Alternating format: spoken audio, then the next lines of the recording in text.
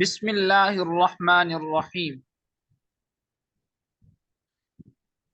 وَيَجِبُ تَقْدِيمُ الْفَاعِلِ عَلَى الْمَفْعُولِ إِذَا كَانَا مَقْصُورَيْنِ وَخِفْتَ اللَّبْسَ نَحْوُ ضَرَبَ مُوسَى عِيسَى وَيَجُوزُ تَقْدِيمُ الْمَفْعُولِ عَلَى الْفَاعِلِ إِن لَّمْ تَخِفِ اللَّبْسَ نَحْوُ أَكَلَ الْكُمَّثْرَ يَحْيَى وَضَرَبَ عَمْرًا زَيْدٌ۔ پہلے ترجمہ دیکھیں۔ اور فاعل کو مفعول پر مقدم کرنا واجب ہے جب وہ دونوں اس میں مقصور ہوں اور تو ان دونوں میں التباس کا خوف کرے، جیسے ضرب موسیٰ عیسیٰ۔ اور مفعول کو فاعل پر مقدم کرنا جائز ہے جب تو ان دونوں میں التباس کا خوف محسوس نہ کرے، جیسے اکل الکمثرى یحییٰ اور ضرب عمرا زید۔ وَیَجِبُ، یہاں سے مصنف رحمت اللہ علیہ فاعل کو مفعول پر مقدم کرنا جس صورت میں ضروری اور واجب ہے اس مقام کو بیان فرما رہے ہیں۔ آپ یہ بھی کہہ سکتے ہیں کہ یہاں سے مصنف رحمت اللہ علیہ فاعل کو مفعول پر مقدم کرنے کی ایک صورت بیان فرما رہے ہیں، اور یہ وہ صورت ہے کہ جس میں فاعل کو مفعول پر مقدم کرنا ضروری ہے۔ تو مصنف رحمت اللہ علیہ فرماتے ہیں کہ جب فاعل اور مفعول میں التباس کا خوف ہو، یعنی یہ پتہ نہ چلے عبارت سے کہ یہاں فاعل کون ہے اور مفعول کون ہے، تو ایسی صورت میں فاعل کو مفعول پر مقدم کرنا ضروری ہے تاکہ پڑھنے والے کو پڑھنے سے ہی پتہ چل جائے کہ جو پہلے ہے وہ فاعل ہے، جو بعد میں ہے وہ مفعول ہے، کیونکہ فاعل کا مقام پہلے ہوتا ہے اور مفعول کا مقام بعد میں ہوتا ہے۔ تو جہاں پر فاعل اور مفعول میں التباس کا خطرہ ہو، یہ اس وقت ہوتا ہے کہ جب فاعل اور مفعول اس میں مقصور ہوں اور ان دونوں کے اندر فاعل بننے کی صلاحیت موجود ہو۔ اس کی مثال جیسے ضرب موسیٰ عیسیٰ۔ اب موسیٰ عیسیٰ دو آدمیوں کے نام ہیں، اور آدمی کوئی بھی ہو وہ فاعل بن سکتا ہے، اور یہ دونوں اس میں مقصور ہیں، اور ان میں اس میں مقصور کے اندر اعراب جو ہوتا ہے وہ تقدیری ہوتا ہے، لفظی نہیں ہوتا، نظر نہیں آتا۔ ایک تو ہونا اعراب نظر آ رہا ہو جس سے پتہ چل جائے کہ جو مرفوع ہوگا وہ فاعل ہوگا، جو منصوب ہوگا وہ مفعول ہوگا، لیکن ان دونوں کا جو اعراب ہے وہ تقدیری ہے، اور معنی سے بھی پتہ نہیں چلتا کہ فاعل کون ہے مفعول کون ہے۔ اس کی وجہ یہ کہ موسیٰ عیسیٰ دونوں انسانوں کے نام ہیں، اور انسانوں کے اندر فاعل بننے کی صلاحیت کیا ہوتی ہے؟ موجود ہوتی ہے۔ لیکن اگر ایسا مقام ہے کہ جہاں پر فاعل اور مفعول میں التباس کا خوف نہیں ہے، اور التباس کا خوف کب نہیں ہوگا؟ التباس کا خوف اس وقت نہیں ہوگا کہ جب یا تو معنی کے لحاظ سے پتہ چل جائے کہ یہ فاعل ہے اور یہ مفعول ہے، یا پھر اعراب کی وجہ سے پتہ چل جائے کہ یہ فاعل ہے اور مفعول ہے۔ اب مثال اس کی کہ معنی کے اعتبار سے پتہ چل جائے کہ یہ فاعل ہے اور یہ مفعول ہے، جیسے آپ کہتے ہیں اکل الکمثرى یحییٰ، یحییٰ نے امرود کھایا۔ اب کمثرى یہ امرود ہے، اس کے اندر فاعل بننے کی صلاحیت نہیں ہے، کیونکہ امرود تو نہیں کھاتا نا، کھاتا تو یحییٰ ہے، انسان کھاتا ہے، تو کھانے والے کو آپ فاعل بنا دیں گے، جس کو کھایا جاتا ہے مفعول امرود اس کو آپ مفعول بنا دیں گے۔ تو ایسی صورت میں مفعول کو پہلے اور فاعل کو بعد میں ذکر کرنا جائز ہے۔ کیوں؟ اس لیے کہ معنی سے پتہ چل رہا ہے کہ فاعل کون ہے اور مفعول کون ہے، یا پھر اعراب کی وجہ سے پتہ چل جائے کہ فاعل کون ہے اور مفعول کون ہے، تو اس صورت میں بھی آپ فاعل کو بعد میں اور مفعول کو پہلے لا سکتے ہیں، جیسے ضرب عمرا زید۔ اب عمرن کے اوپر اعراب نصب آئے گا کیونکہ اس کے بعد الف لکھی ہوئی ہے، اور الف جب لفظ کے بعد آ جائے تو وہاں کوئی اور اعراب نہیں ہوتا، الف علامت ہوتی ہے اس بات کی کہ یہاں پر اعراب نصب آنا ہے۔ تو جب یہاں پر اعراب نصب آئے گا تو اعراب آپ کو بتا رہا ہے کہ یہاں پر امرن مفعول ہی بنے گا، کیونکہ اعراب جب نصب ہے تو نصب والا اسم فاعل تو نہیں بن سکتا، وہ تو مفعول ہی بنتا ہے۔ تو خلاصہ ہمارے کلام کا کیا نکلا کہ فاعل اور مفعول میں التباس کا خطرہ ہو، اشتباہ کا خطرہ ہو، مل جانے کا خطرہ ہو، تو فاعل کو پہلے مفعول کو بعد میں لائیں گے۔ مثال ضرب موسیٰ عیسیٰ۔ اور اگر التباس کا خطرہ نہ ہو تو پھر مفعول کو پہلے اور فاعل کو بعد میں بھی لا سکتے ہیں۔ التباس کا خطرہ کب نہیں ہوگا؟ جب معنی سے پتہ چل رہا ہو کہ فاعل کون ہے اور مفعول کون ہے، یا پھر اعراب کی وجہ سے پتہ چل رہا ہو کہ فاعل کون ہے اور مفعول کون ہے۔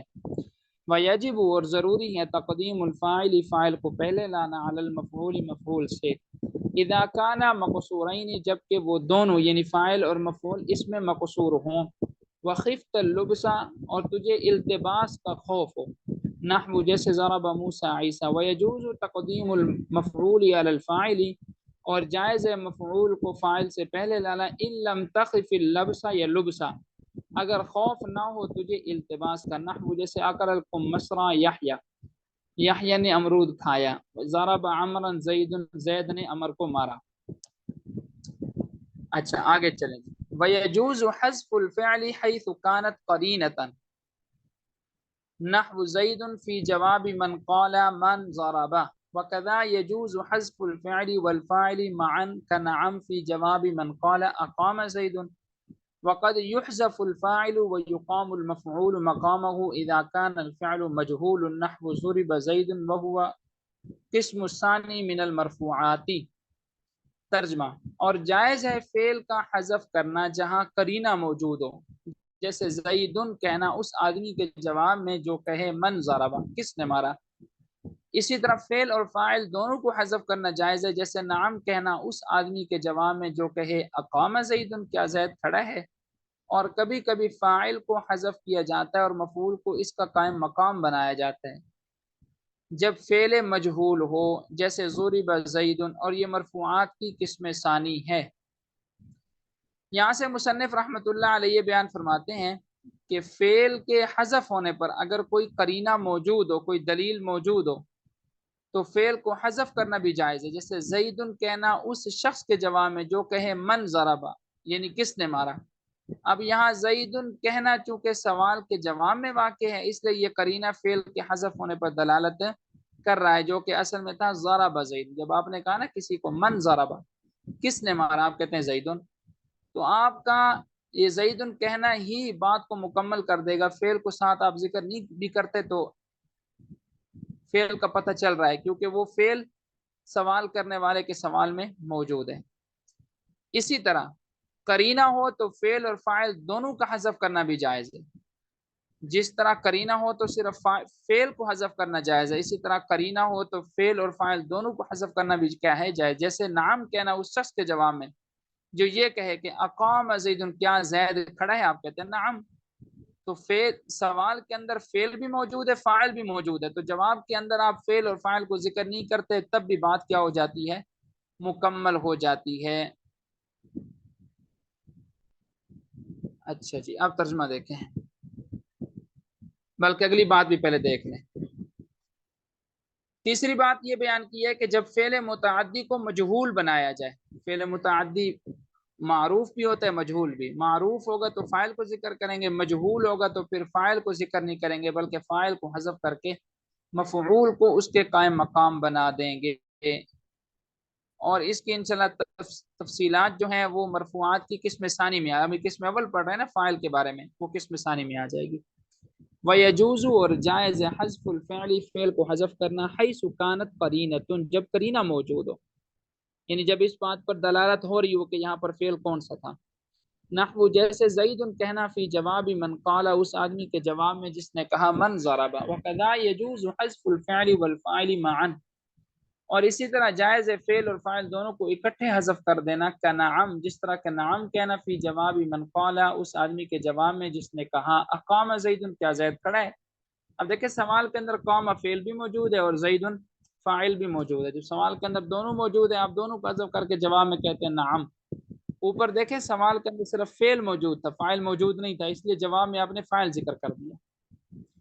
وقد يحذف الفاعل، اور کبھی حذف کیا جاتا ہے فاعل کو، ويقام المفعول مقامه، اور مفعول کو اس کے قائم مقام کیا جاتا ہے، اذا كان الفعل مجهولا، جب فعل مجہول ہو، کیونکہ فعل مجہول میں فاعل کو ذکر ہی نہیں کیا جاتا، فاعل کی جگہ مفعول کو ذکر کیا جاتا ہے، جیسے ضرب زید، زید کو مارا گیا۔ اب زید یہاں پر یہ فاعل کی قائم مقام ہے، وهو القسم الثانی، اور یہ قسم ثانی من المرفوعات، مرفوعات کی ہے۔ یعنی یہ جو اس کو ہم کہتے ہیں مفعول ما لم یسمى فاعلہ یا نائب فاعل، نائب فاعل یا مفعول ما لم یسمى فاعلہ، یہ مرفوعات کی قسم ثانی، آگے اس کا بیان بھی انشاءاللہ آ جائے گا۔ فصل اذا تنازع الفعلان في اسم ظاهر بعدهما اي اراد كل واحد من الفعلين ان يعمل في ذلك الاسم، پہلے ترجمہ دیکھ لیں۔ دوسری فصل، جب کلام میں دو فعل اختلاف کریں اس میں ظاہر میں جو ان دونوں کے بعد ذکر کیا گیا ہو، یعنی مذکورہ دونوں فعلوں میں سے ہر ایک اس میں ظاہر پر عمل کرنے کا ارادہ کرے۔ فصل، یہاں سے مصنف رحمۃ اللہ علیہ اس فصل کے اندر نحو کی مشہور بحث تنازع فعلان کو ذکر کرتے ہیں۔ تنازع کا معنی ہوتا ہے جھگڑا کرنا، فعل تو جھگڑا نہیں کرتا، جھگڑا تو انسان کرتے ہیں، زیرو چیز جھگڑا کرتی ہے، فعل تو جھگڑا نہیں کرتا نا۔ یہاں جھگڑے سے مراد کیا ہے؟ جھگڑے سے مراد یہ ہے کہ دو فعل آتے ہیں، ان کے بعد ایک اس میں ظاہر آتا ہے، فعل دو ہیں، آگے ان کے بعد جو اسم ہے، جو ناؤن ہے، وہ ایک ہے۔ اب صاف ظاہر ہے وہ ایک جو اسم ہے وہ کسی ایک کا معمول بنے گا نا، دونوں کا تو معمول نہیں بن سکتا۔ تو یہ دونوں فعل چاہتے ہیں کہ جو بعد میں اسم ہے یہ ہمارا معمول بنے، ہم اس کو پیش دیں یا ہم اس کو زبر دیں۔ فعل عامل ہے نا، وہ عمل کرتا ہے، تو وہ چاہتا ہے کہ میں اس میں عمل کروں، دوسرا فعل چاہتا ہے میں اس میں عمل کروں۔ تو کون سا فعل اس میں عمل کرے گا، کس کو ہم وہ اسم پکڑا دیں گے کہ یار تو چل اس میں عمل کر لے۔ اس کی ٹوٹل 4 صورتیں بنتی ہیں۔ ٹوٹل کتنی صورتیں بنتی ہیں؟ 4۔ صورت اول یہ ہے کہ دونوں فعل چاہتے ہیں کہ جو بعد میں اسم ہے یہ میرا فاعل بن جائے۔ جیسے دیکھیں، ضربنی و اکرمنی زید، مجھے مارا اور میری عزت کی۔ اب مارنے والا کون ہے، عزت کرنے والا کون ہے؟ اس کے بعد دو اسم نہیں ہے، ایک اسم ہے زیدن۔ اب ضرب چاہتا ہے زیدن میرے ساتھ آ کر ملے، پھر ترجمہ یہ ہوگا کہ زید نے مجھے مارا اور اس نے میری عزت کی۔ اب وہ اس کون ہے اس کو چھوڑ دیں، کیونکہ وہ تو ضمیر آ جائے گی نا، ہم جھگڑا اس میں کر رہے ہیں، یہ زیدن میں دو فعل ہیں پیچھے، اس کے بعد ایک اسم آ رہا ہے۔ اب ہر فعل چاہتا ہے کہ یہ میرے ساتھ ملے، میں اس میں عمل کروں، میں اس کو پیش دوں۔ دوسری صورت یہ ہے کہ دونوں فعل مفعول چاہتے ہیں کہ یہ بعد میں جو اسم آئے، فاعل ان کے پاس پہلے سے موجود ہے آلریڈی، وہ چاہتے ہیں کہ جو بعد میں اسم آئے یہ میرا مفعول بنے۔ جیسے ضربت و اکرمت زیدن، میں نے مارا اور میں نے عزت کی زید کی۔ اب یا تو زید ضربتو کا مفعول بنے گا یا اکرمتو کا مفعول بنے گا، دونوں کا نہیں بنے گا۔ الثالث، تیسری صورت یہ ہے کہ فعل اول جو پہلا فعل ہے وہ چاہتا ہے کہ جو بعد میں اس میں ظاہر آ رہا ہے وہ میرا فاعل بنے، مفعول کی مجھے ضرورت ہی نہیں ہے، یا مفعول میرے پاس پہلے سے موجود ہے۔ اور دوسرا فعل چاہتا ہے کہ جو بعد میں اسم آ رہا ہے یہ میرا فاعل بنے، میرا مفعول بنے، فاعل میرے پاس موجود ہے۔ جیسے اس کی مثال دیکھیں، ضربنی و اکرمت زیدن، مجھے مارا اور میں نے اکرام کیا زید کا۔ اب یہ زید ضربہ چاہتا ہے کہ میرا فاعل بنے، کیونکہ نون یازر نی اس کا مفعول اس کے پاس موجود ہے۔ اکرم تو چاہتا ہے کہ زیدن میرا مفعول بنے، کیونکہ تا پشتو اس کے بعد اس کا فاعل موجود ہے۔ چوتھی قسم، فعل اول چاہتا ہے کہ جو بعد میں اسم آ رہا ہے یہ میرا مفعول بنے، اور فعل ثانی چاہتا ہے کہ جو بعد میں اسم آ رہا ہے یہ میرا فاعل بنے۔ جیسے ضربت و اکرمنی زیدن، اب ضربتو چاہتا ہے کہ میرے پاس تا پیش تو فاعل موجود ہے، مجھے مفعول دو۔ اکرمہ چاہتا ہے کہ نون یازر نی میرے پاس مفعول موجود ہے، مجھے زید میرا فاعل بنا دو۔ یہ ٹوٹل 4 صورتیں بنتی ہیں۔ تنازع فعلان کا پہلے آپ مطلب سمجھ لیں گے۔ تنازع فعلان کا کیا مطلب ہے کہ دو فعل آتے ہیں، ان کے بعد ایک اس میں ظاہر آتا ہے، دو اس میں ظاہر نہیں آتے، ایک اس میں ظاہر آتا ہے۔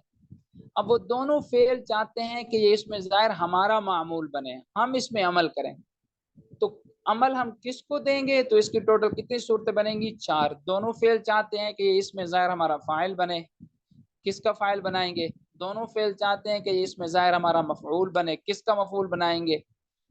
فعل پہلا چاہتا ہے کہ میرا فاعل بنے، دوسرا فعل چاہتا ہے میرا مفعول بنے۔ فعل پہلا چاہتا ہے کہ میرا مفعول بنے، دوسرا فعل چاہتا ہے کہ یہ میرا فاعل بنے۔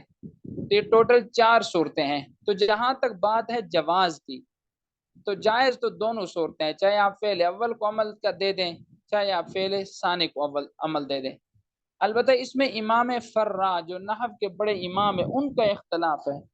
امام فرا فرماتے ہیں کہ پہلی صورت میں کہ جب دونوں فعل فاعل کا تقاضا کرتے ہیں، اور تیسری صورت میں کہ جب فعل اول فاعل کا تقاضا کرتا ہے اور فعل ثانی مفعول کا تقاضا کرتا ہے، تو وہ کہتے ہیں کہ دوسرے فعل کو عمل دیا جائے گا۔ وہ کیا کہتے ہیں؟ دوسرے فعل کو عمل دیا جائے گا۔ وہ کہتے ہیں پہلے فعل کو عمل ہی نہیں دیں گے۔ پہلی اور تیسری صورت میں جب دونوں فعل فاعل کا تقاضا کر رہے ہوں، اور تیسری صورت کیا ہے کہ پہلا فعل فاعل کا تقاضا کر رہا اور دوسرا فعل مفعول کا تقاضا کر رہا ہوں، تو ان دو صورتوں میں وہ کہتے ہیں کہ فعل ثانی کو عمل دے دو، بس فعل اول کو عمل ہی نہ دو۔ باقی جو جمہور نحویین ہیں وہ کہتے ہیں پہلے فعل کو بھی عمل دے سکتے ہیں، دوسرے فعل کو بھی عمل دے سکتے ہیں۔ البتہ بہتر کیا ہے، اس میں پھر جمہور نحویین کے آگے دو گروہ ہو جاتے ہیں، اس کو انشاءاللہ کل دیکھیں گے۔ الثانی دوسری صورت، پہلے اس کا ترجمہ دیکھنا۔ فصل اذا تنازع الفعلان، جب جھگڑا کر رہے ہوں دو فعل فی اسم ظاہر بعدہما، ایسے اسم ظاہر میں جو ان دونوں کے بعد موجود ہو۔ ای اس کا مطلب یہ، ای کا ترجمہ کیا کریں گے؟ اس کا مطلب یہ ہے اراد کل واحد من الفعلین، دو فعلوں میں سے ہر ایک چاہتا ہے ان یعمل فی ذلک الاسم، کہ اس اسم میں وہ عمل کرے۔ فہذا انما یکون علی اربعۃ اقسام، اس کی ٹوٹل 4 قسمیں بنیں گی۔ الاول پہلی صورت یہ ہوگی کہ یہ تنازع فی الفاعلیت فقط، کہ دونوں فعل صرف فاعل میں جھگڑا کر رہے ہیں، نحو جیسے ضربنی وکرمنی زید۔ الثانی دوسری صورت یہ کہ ان یتنازع فی المفعولیت فقط، کہ دونوں فعل مفعولیت میں جھگڑا کر رہے ہیں صرف، نحو جیسے ضربت واکرمت زیدا۔ الثالث تیسری صورت یہ ہوگی کہ ان یتنازع فی الفاعلیت والمفعولیت، کہ دونوں فعل فاعلیت اور مفعولیت میں جھگڑا کر رہے ہیں۔ وَيَقْتَضِي الْأَوَّلُ الْفَاعِلَ، پہلا فعل چاہتا ہے فاعل کو، والثانی المفعول، اور دوسرا چاہتا ہے مفعول کو، نحو جیسے ضربنی واکرمت زیدا۔ الرابع چوتھی صورت یہ ہوگی کہ عکسو، اس کا الٹ ہو جائے گا، نحو جیسے ضربت واکرمنی زیدا۔